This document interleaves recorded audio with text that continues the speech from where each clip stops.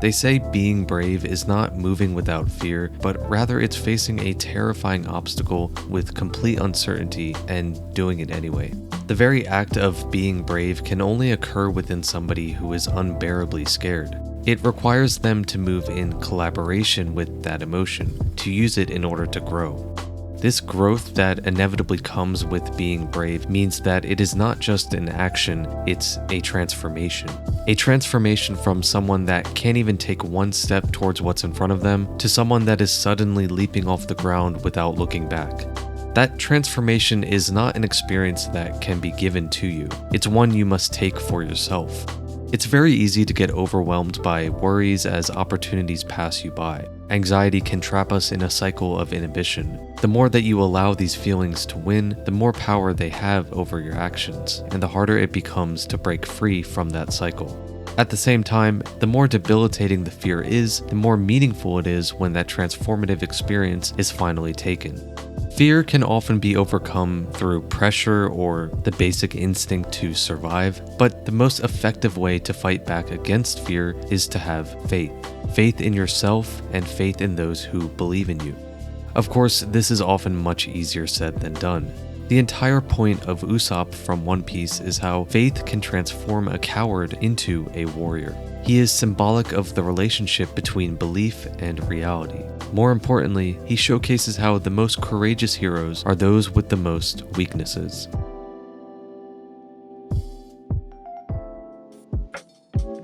Something to keep in mind with Usopp is that, unlike pretty much all of the other Straw Hats, he had no role model to look up to. He grew up almost entirely on his own. His mother did what she could to support him, but her sickness gave her a time limit. Knowing this, she determined to do something very special for her son. She told him stories of his father, someone that he could look up to. Usopp was nothing more than a deadbeat, but since he wasn't going to physically be there for Usopp, Bankina instead turned him into a fable. That story gave Usopp hope. This is a huge reason why he became so obsessed with telling fantastical lies, because he was raised by them. In real life as well, fiction often has the power to shape our lives for the better. On one end of the spectrum, it can run the risk of being harmful escapism, something that is used to avoid the demands of real life. But on the other hand, fiction can be genuinely inspiring. Usopp intuitively understood the importance of believing in fantasy, which is why he was so dedicated to sharing them with his village. His faith in those adventures led by an idealistic version of himself is exactly the reason why he has been able to accomplish some genuine victories. But since his childhood was spent without anyone to guide him, he lacks confidence. He struggles to maintain his grandiose beliefs on his own, so his faith is empowered by the faith of others. The Usopp Pirates, Kaya, the Straw Hats, all of the people that Usopp deceptively brags in front of, see the truth within his lies and believe in the person that he claims he is. In doing so, they motivate him to actually become that person. This is my favorite aspect of Usopp's character because it perfectly illustrates the blurred lines between fantasy and reality. It illustrates how stories and our belief in them can create real change. A lot of people overlook the severity of Usopp's internal conflicts. His cowardice is something he's constantly fighting against. Usopp always wanted to be a pirate. He had always wanted to go out to sea, explore the world, and test his limits. Unfortunately, unlike many of the people in the One Piece world, he never had raw power to back up those dreams. And although he idolizes that fable of his father, Usopp has deep-seated abandonment issues. What was communicated to him by Usopp's absence was that there was something more important than his own son out there on the sea. There was something that Usopp did not yet have that he would have to go out and find. He doesn't realize that he already has everything he needs within himself. This conflict is another factor of Usopp's compulsive lying. His stories are also born out of a desire for attention. He was never recognized by his father, and he holds guilt for the loss of his mother, so his internal reservoir of positive self-esteem is naturally pretty low. As a result, he craves external validation. Therefore, it could be easy to assume that he only strives to be brave in order to get more attention. However, his greatest acts of valor are in times when there was hardly anyone around to bear witness. During his fight with Chu in Arlong Park, he nearly faked his own death to avoid his opponent. He had every right to be afraid. A fishman versus a normal human is definitely an unfair matchup. He could have easily let Zoro or somebody else handle it, but Usopp knew in his heart that he had to try. It was small, but there was some part of him that believed in himself. He also knew that his friends were counting on him, so he stood back up and let his feet do the talking. Another example is in Dressrosa. Spoiler warning if you haven't seen that arc. But he spent a lot of time hyping himself up to the Tontadas, all the while he was hoping to run from that responsibility. This was a time where he didn't really believe the lies he was saying. It was a moment of regression, and after Robin was turned into a toy, he wasn't just alone, he had forgotten about how he had overcome a similar struggle in Enies Lobby. No one else was around to free the toys, but still, Usopp ran away. He ran and ran until he heard the Tontadas exclaim their desire for the heroic Usolin to come and save them. He kept running, but this time he ran back the way he came, fueled by the belief in his own stories. He became the very thing that he had pretended he was. Even though he only succeeded due to dumb luck, he was still prepared to die in the process. Not only that, but later he went on to face the same threat again. This time, he didn't hesitate. He sprung to action and came up with a plan that only he could do. It was one with impossible odds stacked against him, but even so, he got it done.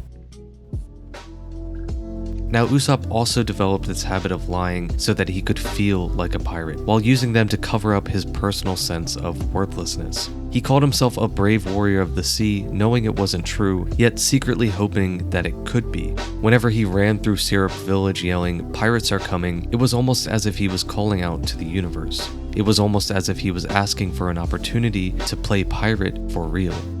After 17 long years, that day finally came. A half-baked pirate crew with barely any more credibility than Usopp himself would eventually wash up on the shores of his village to change his life forever. As always, upon meeting the Straw Hats, Usopp boasted loudly and with little success. The Straw Hats immediately saw right through his exaggerations and quickly realized who he really was. Just some guy with a slingshot. As previously mentioned, Luffy and the others truly believe in Usopp, but they didn't have much reason to at first. So why exactly did they invite him on the crew? Unlike some One Piece fans will claim, a Straw Hat pirate is not defined by their combat prowess or even general usefulness. If they were, a lot of other characters would have joined in place of Usopp. What truly defines someone as being worthy to sail as a Straw Hat is their integrity. What are the qualities that make them who they are, and what is it that they believe in? Are they a good person? Are they willing to follow through with their dreams? These are the things that Luffy considers when building his crew, aside from quirky features and such. So what exactly made him, Nami, and Zoro accept this cowardly pretend pirate? Well, as it turns out, Usopp is actually much more than some guy with a slingshot. His bravery doesn't just come from a place of fantasy, it's a part of his true nature. When put in the right circumstances, he displays who he is underneath his crippling fear. The great Captain Usopp is more than an act, and the legendary Sniper King is not just a mask. It may be meager, but that conviction has always been there. All his life he avoided pursuing a dangerous life because of his perceived inadequacy.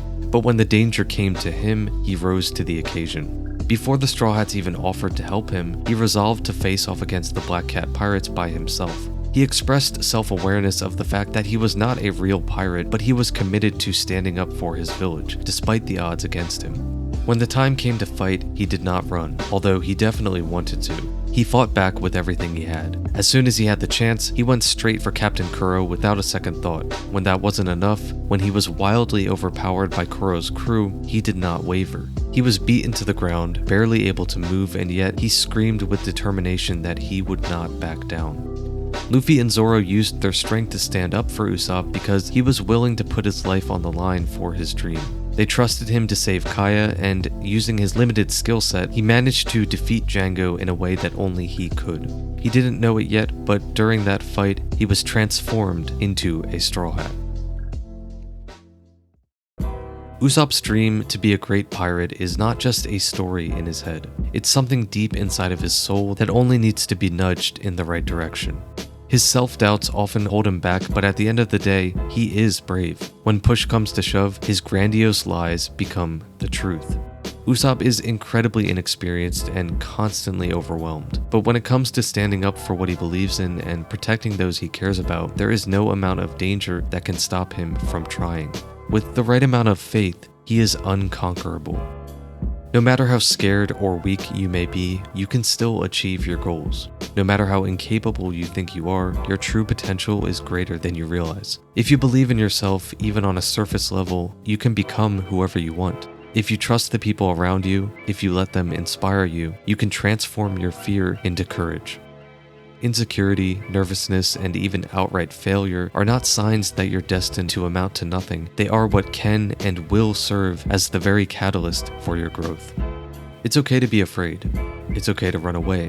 What's important is that you eventually turn around and use your fear to propel you forward. Even if you have nothing but a slingshot, you can stand toe-to-toe with towering giants. That is what Usopp's character is all about. That is what makes him special. That is what it means to be a brave warrior of the sea.